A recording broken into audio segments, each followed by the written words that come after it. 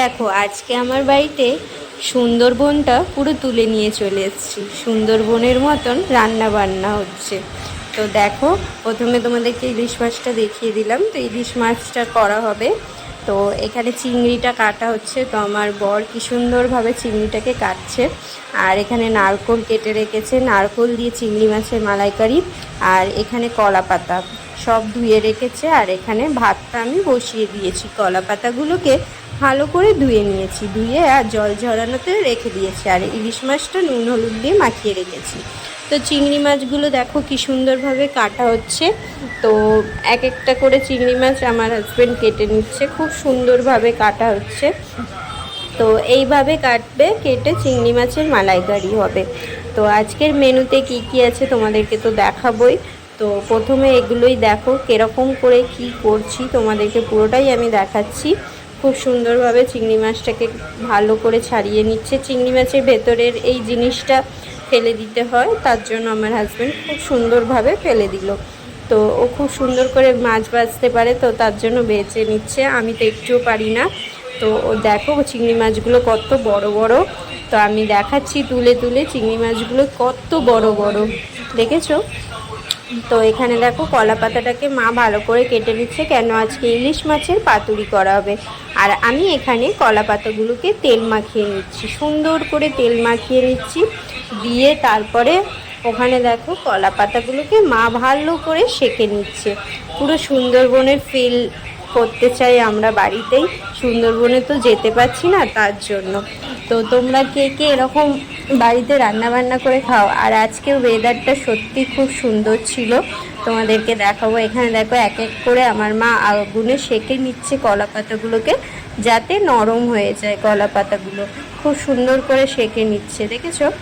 তোমরা সবাই ট্রাই করো বাড়িতে। কে কে এরকম ইলিশ মাছের পাতুরি বানিয়েছো বাড়িতে বলো। তো এখানে দেখো কি সুন্দর বৃষ্টি পড়ছে, দেখেছো? আজকে ওয়েদারটা বলছি না খুব সুন্দর ছিল। আমার বাড়ির পাশে এরকম বৃষ্টি হচ্ছে, বাড়ির সামনেই। তো কি সুন্দর, কি ভালো লাগছে ওয়েদারটা আজকে। তোমাদের বাড়ির সামনে আজকে কাদের কাদের বৃষ্টি হচ্ছিল কমেন্টলি জানিও।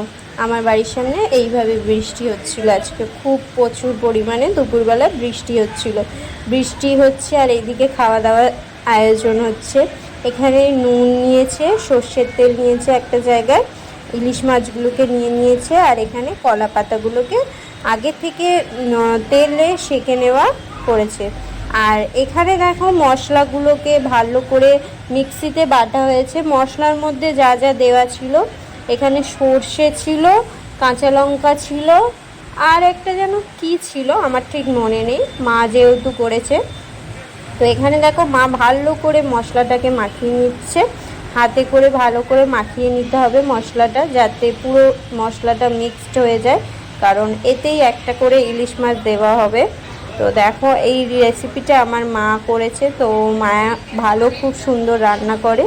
তো মাই সব রেসিপিগুলো করেছে আজকে, আমি সেরকমভাবে কিছু করিনি, মাই করেছে। তো দেখো এখানে ভালো করে মাখিয়ে নিচ্ছে, সুন্দরভাবে ভালো করে মাখিয়ে নিচ্ছে জিনিসটাকে। তারপরে এখানে দেখো শুরু করবে। তো তোমরা যারা আমার ভিডিও দেখো, যাদের যাদের ভালো লাগে, তাদেরকে অসংখ্য ধন্যবাদ সুন্দর সুন্দর কমেন্ট করার জন্য।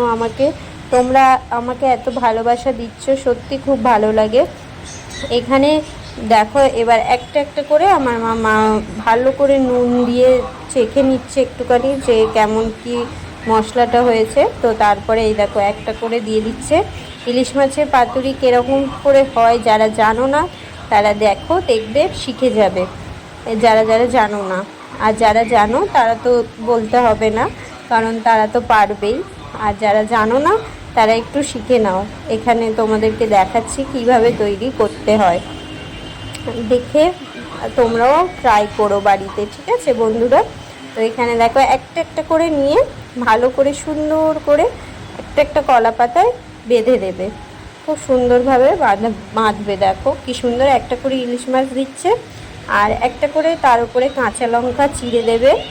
কাঁচা লঙ্কাটাকে চিড়ে দিয়ে দেব আমি এখানে দিয়ে দিচ্ছি। তো এর মধ্যে ভালো করে মশলাটা ঢুকবে। তো এই দেখো কাঁচা লঙ্কাটাকে চিড়ে দিয়ে দিচ্ছি। তো মা এখানে বকাবকি করছে, কারণ আমি কাঁচা লঙ্কার যে ডালটা ওইটা ভাঙতেই ভুলে গেছি। তো এখানে মা ভালো করে সুন্দর করে মুড়ে নিচ্ছে, মুড়ে এখানে বেঁধে দেবে। তো একটা একটা করে ওরকম করেই তৈরি করবে। তো তোমরা যারা জানো না তোমরা বানাতে পারো বাড়িতে, দেখবে খুব টেস্টি খেতে। তোমরা তো নিশ্চয়ই খেয়েছো, তোমরা জানবে। তো এখানে দেখো একটা একটা করে ভালো করে বেঁধে নেবে, সুন্দর করে বাঁধবে। দেখো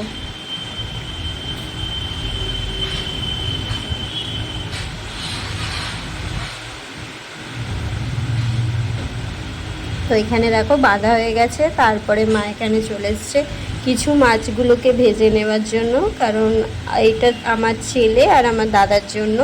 ওরা যেহেতু সর্ষে খায় না, আর আমার ছেলে তো পাতুরি খেতে চায় না, ওর জন্য ইলিশ মাছ ভাজা হচ্ছে।